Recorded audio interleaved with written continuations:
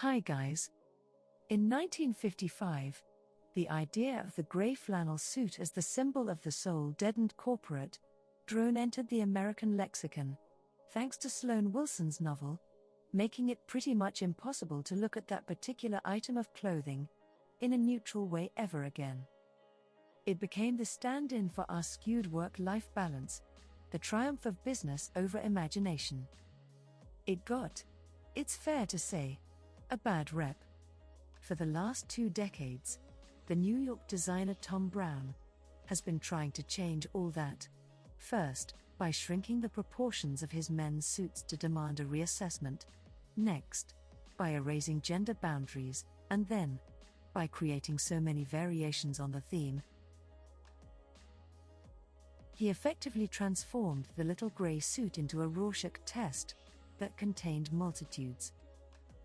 On his fall winter 2023 collection, however, he took it to a new level, the couture, effectively proposing that the grey suit deserved the same mythic status as the Chanel boucle suit, or the YSL smoking, or the Dior bar. And that American fashion, not fashion by an American, but fashion with its roots overtly in American culture, deserves its place on the couture stage. It was a pretty radical proposition. The shows began in Paris in the shadow of national unrest over the police killing of a teenager of Algerian and Moroccan descent that has sparked charges of racism and discrimination.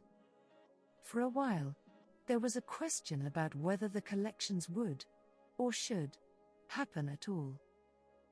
There are few events, after all, as symbolically tied to the country's history of privilege and insularity than couture, made by hand, to order, styles for the 0.001%.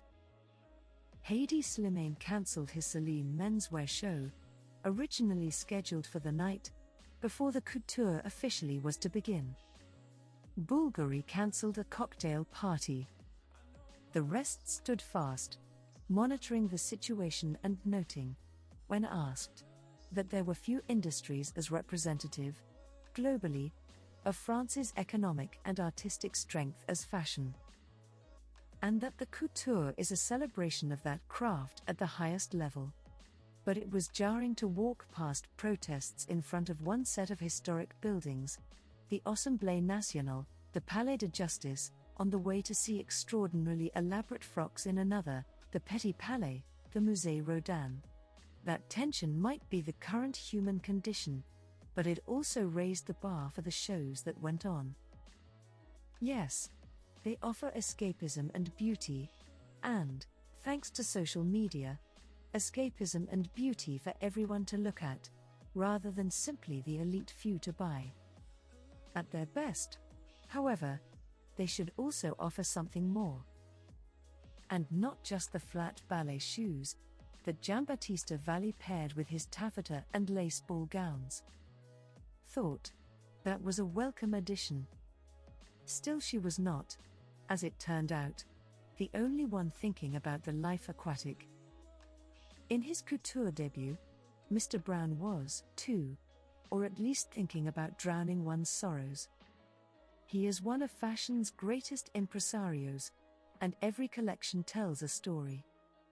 This time it unfolded on the stage of the Palais Garnier, now home of the Paris Opera Ballet, in front of an audience of 2,000 cardboard gentlemen in grey suits ranging from the orchestra to the Chagall ceiling. The IRL audience sat in the wings.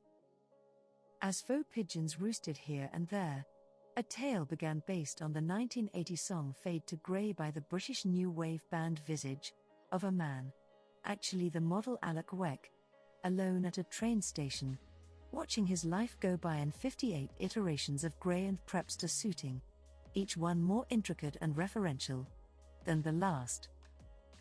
They came in patchworks etched in gold bullion that painted pictures straight from Cape Cod, of jellyfish and seagulls, clams and dolphins, in stripes and plaids picked out in beads or shimmering, transparent micropalettes, in Irish knit woven from strips of tulle.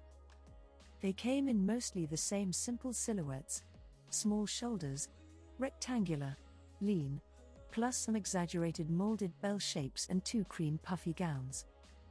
At the end, there was a bride in a simple white chiffon shirt dress with a very long train.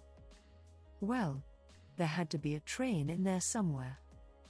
Mr. Browne can get overly enchanted with his own skill set, hence his continued penchant for putting his models in unwalkable shoes, in which they inch painfully and tediously along. His dramas can veer very close to high camp charades.